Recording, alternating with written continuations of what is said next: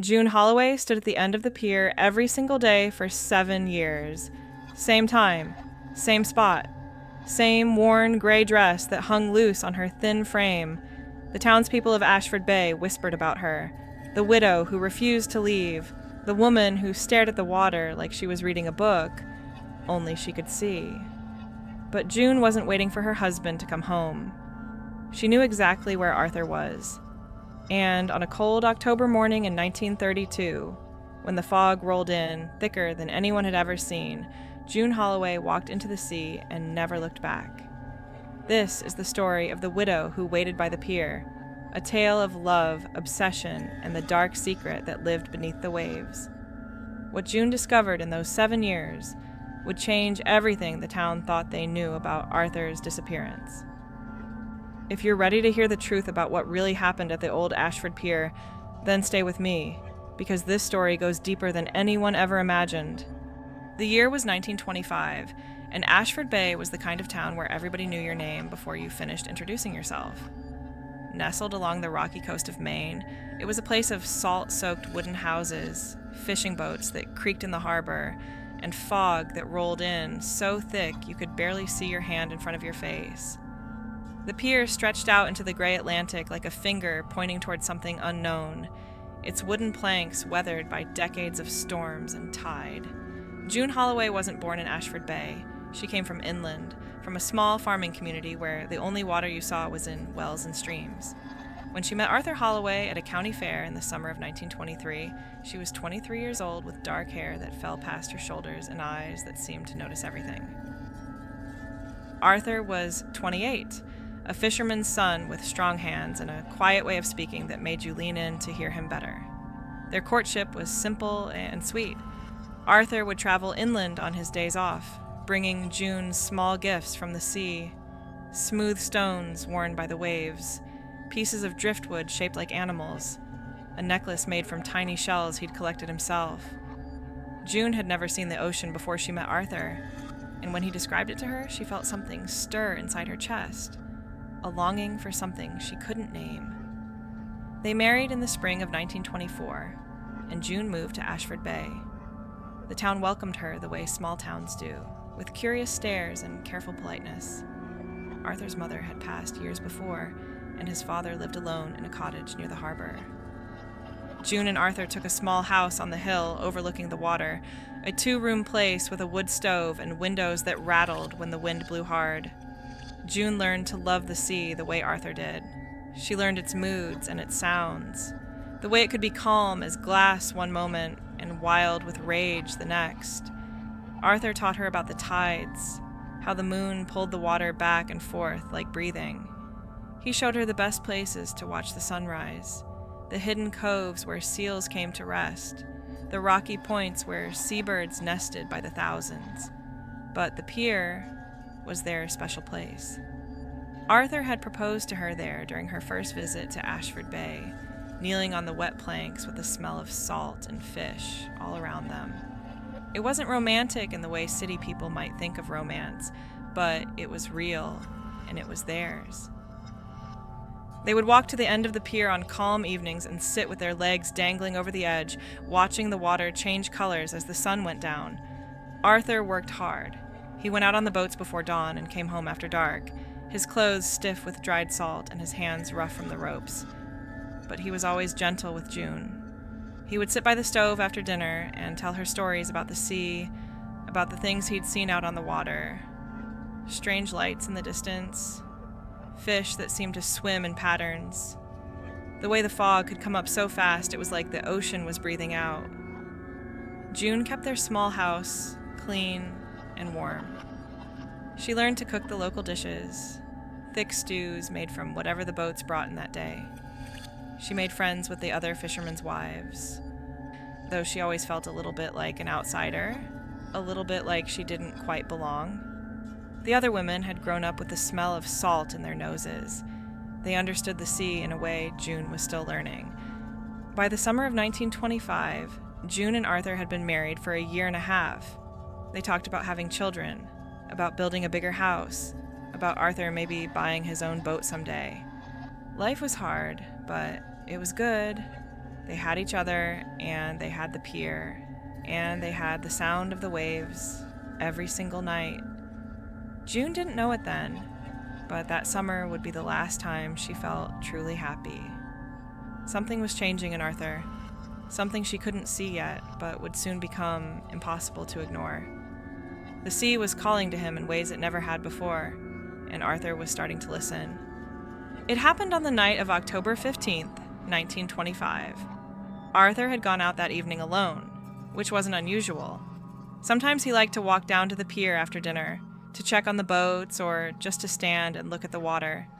The weather had been strange all day, the sky a weird yellow-gray color that made everything look sick and wrong. The other fishermen had stayed in port, saying the fish wouldn't bite with a sky like that. June remembered Arthur kissing her forehead before he left. She remembered the way his wool coat smelled like smoke from the stove. She remembered him saying he'd be back in an hour, that he just wanted to clear his head. And then he was gone. The door closing behind him with a soft click that June would hear in her dreams for the rest of her life. An hour passed, then 2. June tried not to worry. Arthur knew the pier better than anyone.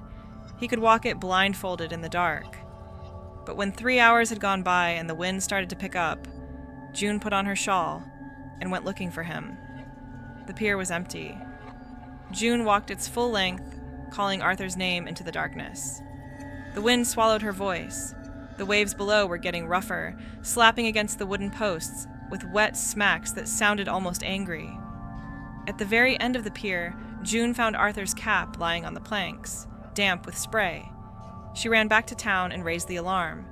Within an hour, half the men in Ashford Bay were searching. They looked all along the shoreline with lanterns. They checked the boats. They called Arthur's name until their voices went hoarse. But there was nothing. No body. No sign of a struggle. Just his cap on the pier and the dark water below. The official search lasted 3 days. The Coast Guard sent a boat out to look for a body in the water. They dragged hooks along the bottom near the pier. They questioned everyone who might have seen Arthur that night, but no one had. It was like he'd simply walked to the end of the pier and disappeared into the air.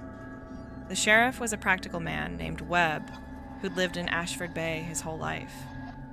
He sat in June's kitchen on the 4th day and told her what he thought had happened. Arthur must have slipped, he said. The planks get slick when the spray comes up. The current near the pier was strong. If a man fell in and hit his head, the sea would take him before he could cry out. It was a tragedy, Sheriff Webb said, but it happened sometimes. The sea took what it wanted. But there were problems with that theory, and June knew it.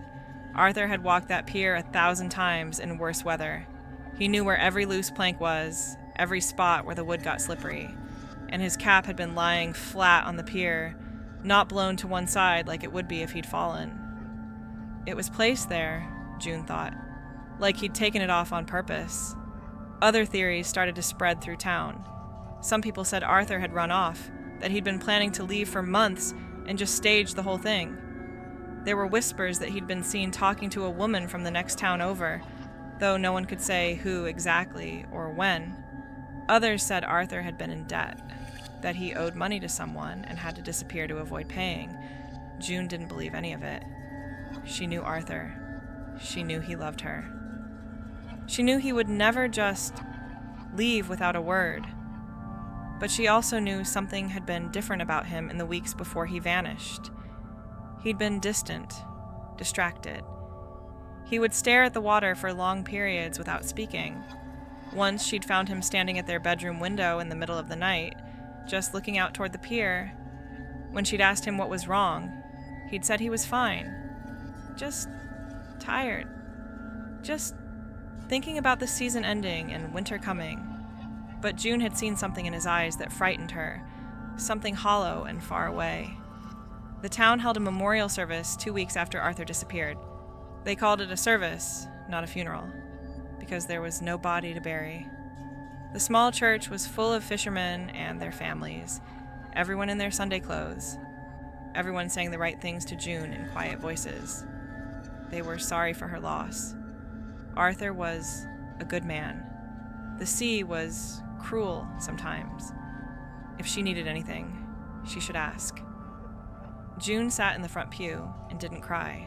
She couldn't. Because somewhere deep inside, she didn't believe Arthur was dead. She didn't know where he was or what had happened to him, but she felt certain he was somewhere, somehow, still connected to her. And that feeling, that strange certainty, led her to the pier the next morning. June's ritual began the day after the memorial service. She woke before dawn, dressed in the same gray dress she'd worn to the church, and walked down to the pier. She stood at the spot where Arthur's cap had been found and looked out at the water. She didn't pray or call his name. She just stood there, watching the waves until the sun came up. And then she went home, ate a small breakfast, and went about her day. The next morning, she did it again, and the morning after that. Within a week, it was clear to everyone in Ashford Bay that June Holloway had become the widow who waited by the pier. She never missed a day. Rain or shine, snow or fog, June would be there at dawn in her gray dress. She always stood in the exact same spot. She never brought a chair or a blanket to sit on. She just stood, her hands at her sides, her eyes on the horizon. At first, people tried to talk to her. They would walk out onto the pier and ask if she was all right, if she needed anything, if she wanted company. June would thank them politely and say, no, she was fine, she just needed to be there. After a few months, people stopped asking.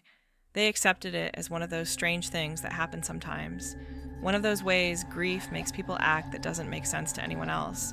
The widow who waited became part of the town's daily rhythm, like the tide or the fog. Children walking to school would see her there. Fishermen heading out before dawn would nod to her silent figure. She became a landmark, a fixed point in a world that kept changing. But the town talked. Of course the town talked. In a place like Ashford Bay, there wasn't much else to do but work and gossip, and June gave them plenty to gossip about. 3 main stories started to circulate, each one whispered in kitchens and fishing shacks, each one claiming to know the real truth about Arthur Holloway. The first story said Arthur had faked his death. According to this version, he'd been planning to run away for months, maybe even years. He was tired of fishing, tired of the small town, maybe even tired of June. So he'd staged the whole thing, left his cap on the pier to make it look like an accident, and caught a train south. People said they'd heard he was seen in Boston, or New York, or even as far away as Florida, starting a new life with a new name and a new woman. The second story was darker. It said June knew more than she was letting on. Maybe she and Arthur had fought that night. Maybe something had happened on the pier, something violent, something June couldn't take back. And now she returned to the pier every day out of guilt, haunted by what she'd done. Her daily vigil wasn't love, this version claimed. It was penance. The third story was the oldest and the strangest. It came from the elderly people in town, the ones who remembered stories their grandparents had told them. They said the pier was cursed, that the water around it was hungry for souls. Every few generations, the story went, someone would vanish from that exact spot. There were names going back 100 years. A ship's captain in 1847, a young woman in 1879, a boy of 14 in 1901. All of them had disappeared near the pier, and none of their bodies had ever been found. According to this version, the sea itself had taken Arthur. Not as an accident, but as a choice. The water wanted him, and the water took him, the way it had taken all the others. And if that was true, then June was wasting her time waiting. The sea never gave back what it claimed. June heard all the stories. It was impossible not to in a town that small. She heard them in the looks people gave her, in the way conversations stopped when she walked into the general store, in the distance that grew between her and the other women. But she didn't care. Let them talk. Let them think what they wanted. She knew the truth, or at least part of it. Arthur hadn't run away. She hadn't hurt him, and it wasn't some simple accident. Something had happened on that pier. Something had called to Arthur and taken him away, and June was going to find out what. The turning point came in the winter of 1927, 2 years after Arthur's disappearance. June had maintained her daily routine without fail, and by then, the town had mostly stopped paying attention to her. She was just part of the scenery, like the lighthouse or the weathered fishing shacks. There was one person who hadn't stopped watching, though. Mrs. Eleanor Ellis was a widow herself, a woman in her 70s who'd lost her own husband to the sea 40 years earlier. She lived 3 houses down from June and Arthur's cottage, and she'd made a habit of checking on June, bringing her soup or bread, making sure she was eating and taking care of herself. Mrs. Ellis didn't believe the gossip about June. She saw something in the younger woman that reminded her of herself all those years ago. The same stubbornness. The same refusal to accept easy answers. So, when Mrs. Ellis let herself into June's house one February afternoon to leave a pot of stew, she wasn't snooping. She was just being a good neighbor. But good neighbors sometimes find things they weren't looking for. Mrs. Ellis was putting the stew on the stove when she noticed the floorboard. One of the planks near the bedroom door was sticking up slightly, like it had been pried loose and not quite pushed back into place. Mrs. Ellis had lived in these old houses her whole life. She knew that loose floorboards usually meant one thing. Someone was hiding something. She called for June, but the house was empty. June was at the pier, where she always was at that hour. Mrs. Ellis stood there for a long moment, arguing with herself. It wasn't her business. She should just leave the stew and go. But something made her kneel down and lift that board. Underneath was a small space, maybe 6 inches deep, and inside that space was a leather-bound notebook. Mrs. Ellis brought the notebook to June that evening. She didn't apologize for finding it, and June didn't seem angry that she had. June took the notebook in her hands and stared at it like she was holding something dangerous. She recognized it immediately. It was Arthur's journal, a little book he'd kept for years to record his catches, to note the weather patterns, to write down things he noticed on the water. But when June opened it that night, after Mrs. Ellis had left, she realized this wasn't just a fishing log. The entries from the last 6 months before Arthur's disappearance were different. They were personal, they were strange, and they were terrifying. The entries started normal enough. Notes about the fishing season, complaints about the cold, observations about the tides. But in May of 1925, 5 months before Arthur vanished, the tone changed. He wrote about hearing something while he was out on the water. A sound like singing, but not quite. Like music, but not quite. He couldn't tell if it was coming from under the water or from far away. In June, he wrote that he was hearing it more often. Not just on the water now, but when he was standing on the pier, when he was lying in bed at night. It was calling to him, he wrote. He didn't know what it was saying, but he could feel it pulling at something deep inside his chest. By July, the entries were coming almost every day. Arthur wrote about dreams where he was underwater, but he could breathe. Dreams where something with dark eyes and pale skin was reaching for him. He wrote that he'd started going to the pier alone at night, trying to understand what was calling him. In August, he wrote that he'd seen something. He'd been standing at the end of the pier after midnight when the water had started to glow. Not like phosphorescence from fish, but like light was coming from deep below, moving in patterns. And in that light, he'd seen a shape, a figure, someone standing under the water, looking up at him. The entries from September were frantic, the handwriting rushed and messy. Arthur wrote that he couldn't sleep anymore. The calling was constant. He could hear it in the wind, in the rain, in the crash of the waves. It was telling him things. It was showing him things. It wanted him to understand that the sea wasn't empty. There was something down there, something old and patient and waiting. The final entry was dated October 14th, 1925, the day before Arthur disappeared. It was just one sentence, written in shaky handwriting. "Tomorrow night I'm going to meet her." June read the journal 3 times that night, and when she finally closed it, she knew 2 things with absolute certainty. Arthur hadn't fallen off the pier, and he hadn't run away. He'd gone into the water on purpose, answering a call that June was only beginning to understand. June didn't tell anyone about the journal. Not Mrs. Ellis, not the sheriff, not the fishermen who still nodded to her when they passed. This was between her and Arthur, and the thing that had taken him. She needed to understand what it was, and she needed to do it alone. She started her investigation the next day. After her morning vigil at the pier, she went to the town's small library, a dusty room above the post office that held old newspapers and town records. The librarian, a thin man named Mr. Graves, looked surprised to see her.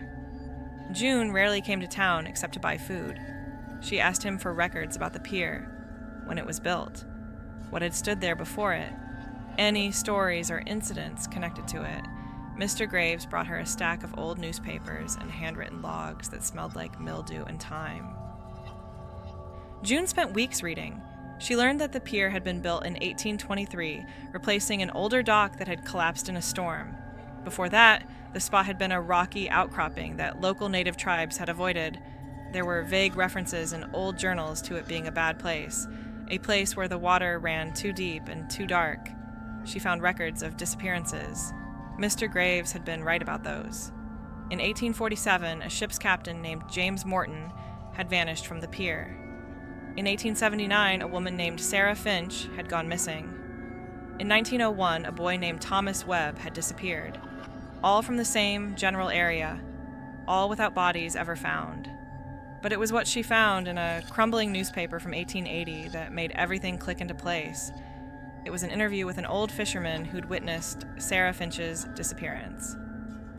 He said he'd been on his boat 50 yards from the pier when he saw her standing at the end. It was dawn, he said, and the fog was thick. He'd watched her stand there for maybe 10 minutes, just staring at the water.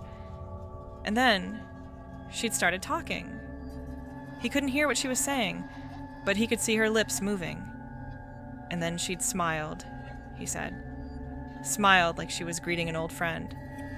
And then she'd walked off the pier and into the water, calm as anything, like she was going home. The fisherman had rowed over as fast as he could, but by the time he reached the spot, there was nothing. No body, no disturbance in the water, just the fog and the waves and the deep. June closed the newspaper with shaking hands. Arthur's journal had said, "I'm going to meet her." The fisherman had said Sarah Finch was talking to someone before she walked into the water. They weren't suicides. They weren't accidents. They were meetings, appointments, answers to a call. She needed to know more. Mr. Graves directed her to a man named Thomas Crane, a retired fisherman in his 80s who lived in Ashford Bay his entire life. If anyone knew the old stories, it would be him. June found Thomas Crane living in a tiny cottage near the rocks, the walls covered with fishing nets and photographs of boats long gone. He looked at her with rheumy eyes when she knocked, and when she said she wanted to know about the pier, he sighed like he'd been expecting this visit for years. He told her the story his grandmother had told him. Long before white settlers came to this coast, the native people had a legend about the water here. They said there was something living in the deep, something that was almost human, but not quite. The legend called it the Tide Keeper, a creature that lived in the cold and the dark and the pressure of the ocean floor. The Tide Keeper was lonely, Thomas said. It had been alone for thousands of years, watching the world above change while it stayed the same below. And every so often, it would reach up.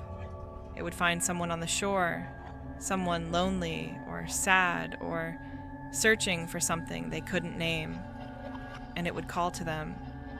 It would show them beautiful things, promise them peace, show them a world beneath the waves where they could finally belong. And when someone answered that call, When they walked into the water to meet the tidekeeper, they didn't die. They changed. They became something else, part human, part water, part whatever the tidekeeper was. And they stayed down there forever, keeping it company in the dark. June asked him if he believed it. Thomas looked at her for a long time before answering. He said he'd seen too many people disappear from that pier to not believe something. Maybe it wasn't exactly like the old legend said. Maybe it was something else. But the water took people there, and it didn't give them back. And that was enough. June walked home in a daze. She thought about Arthur standing on the pier, hearing something call to him. She thought about him dreaming of breathing underwater. She thought about his final journal entry. Tomorrow night, I'm going to meet her.